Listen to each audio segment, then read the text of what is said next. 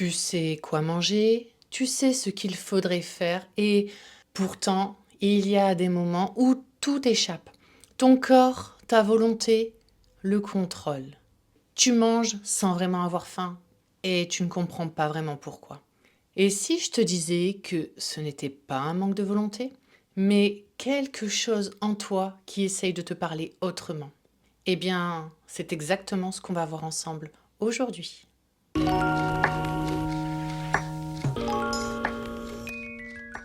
Bienvenue dans le podcast Une vie en équilibre. Le podcast pour te sentir mieux dans ton corps, dans ta tête et dans ta vie.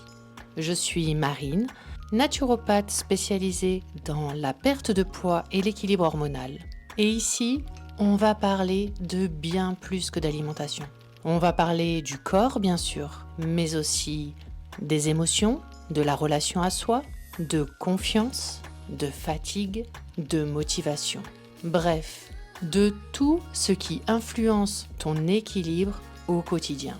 Je partagerai avec toi mon expertise, mon expérience et aussi beaucoup de mon vécu, avec une approche simple, concrète et bienveillante. Parce qu'au fond, être bien, ce n'est pas chercher la perfection, c'est apprendre à s'écouter, se comprendre et avancer petit à petit vers une vie plus équilibrée. Alors, installe-toi tranquillement et on commence. Salut!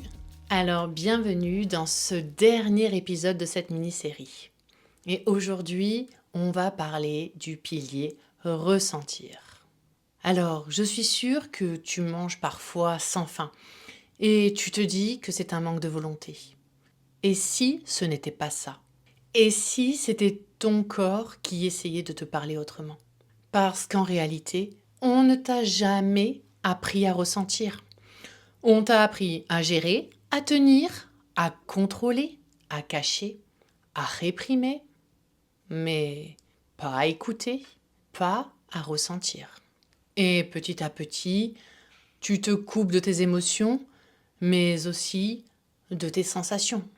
La faim, la satiété, le moment où ton corps te dit qu'il en a assez, le moment où il te dit qu'il est fatigué, qu'il a besoin de ralentir, de respirer, de prendre soin de lui.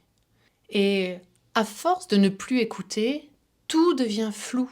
Tu manges sans vraiment en avoir besoin, tu continues sans sentir le moment où c'est vraiment suffisant, et petit à petit, tu perds ce lien avec toi. Et quand ce lien se coupe, eh bien, quelque chose prend le relais. Souvent, c'est la nourriture.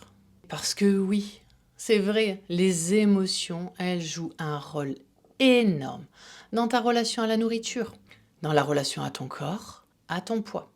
Et vraiment, il faut le savoir, tu manges parfois pour calmer une émotion, un vide, une tension, pour te réconforter, pour souffler, pour tenir. Et ce n'est pas un problème, c'est profondément humain. Le vrai problème, c'est quand la nourriture devient ta seule réponse à tout. Parce que quand tu ne t'écoutes plus, quand tu repousses tout ce que tu ressens, comme de la fatigue, de la tristesse, de la frustration, parfois de la colère, eh bien à ce moment-là, ton corps, lui, il ne se tait pas. Il s'exprime juste autrement. Et très souvent, ça passe par la nourriture et donc par le poids. Et il y a un constat que je fais beaucoup. Je vois énormément de femmes indépendantes, fortes, compétentes, qui gèrent tout, mais elles ne s'écoutent plus. Elles ne savent même plus vraiment ce qu'elles ressentent. Et au fond, eh bien, c'est ça le vrai problème. Mais du coup, tu vas me dire, ressentir, ça veut dire quoi? Qu'est-ce qu'il faut faire?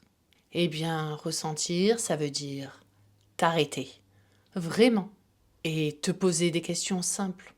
Est-ce que je suis fatiguée, par exemple? Est-ce que j'en ai trop sur les épaules? Est-ce que quelque chose dans ma vie ne me convient plus? Est-ce que j'ai besoin de douceur, de repos, de plaisir?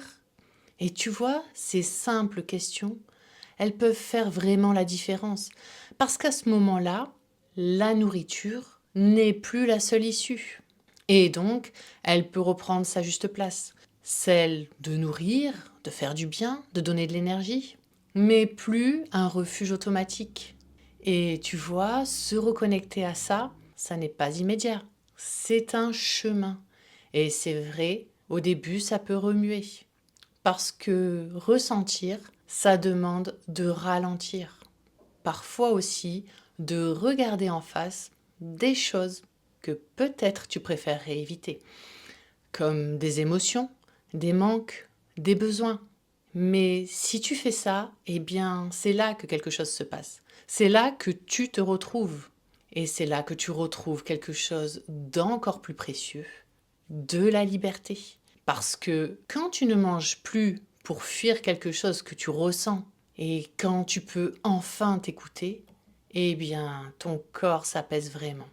Et c'est là que tout commence à changer. Donc, si aujourd'hui tu as envie d'aller un peu plus loin là-dedans, j'ai envie de te proposer quelque chose de très simple. Tu l'auras compris, encore un challenge. La prochaine fois que tu as envie de manger et que tu n'es pas vraiment sûr que ce soit vraiment de la faim, ne te juge pas, ne te contrôle pas davantage. À ce moment-là, fais juste une pause, une vraie pause. Et pose-toi ces 3 questions. Est-ce que j'ai faim physiquement? Qu'est-ce que je ressens maintenant dans mon corps? Et de quoi j'aurais vraiment besoin? Ça peut être du calme, ça peut être du repos. Peut-être tu as besoin d'être assuré. Peut-être juste besoin de souffler un peu. Et après ça, tu peux manger, ce n'est pas grave. Parce que le but, ce n'est pas forcément de faire parfaitement. Le but, c'est de remettre un peu de conscience là où jusqu'alors, il n'y avait plus que de l'automatique. Et si tu as écouté cette mini-série jusqu'au bout, eh bien, il y a vraiment une chose essentielle que j'aimerais que tu retiennes. Tu n'as pas besoin de contrôler plus. Tu as besoin de soutenir mieux. Parce que vraiment, l'équilibre, ce n'est pas une guerre, c'est une stabilité. Et cette stabilité, elle ne se crée pas en attaquant ton corps, elle se crée en le sécurisant, en le nourrissant, en le régulant, en le faisant bouger, en ressentant.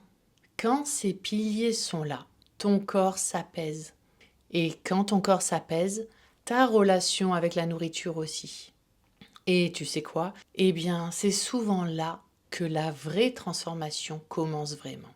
Parce que ton corps, il ne te sabote pas, il essaye de te protéger.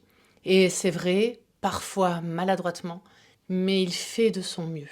Alors s'il te plaît, sois douce avec lui et essaye de construire un équilibre qui te ressemble. Je te remercie de m'avoir écouté. Si cet épisode t'a plu, tu peux soutenir le podcast en lui laissant une jolie note et un commentaire. Et si tu as envie d'aller plus loin, tu peux me retrouver sur Instagram @marineenéquilibre ou dans mon univers, le cercle des corps réconciliés. Et rappelle-toi, l'équilibre ne se cherche pas dans la perfection. Il se construit chaque jour, un pas après l'autre. À très vite dans Une vie en équilibre. Bisous!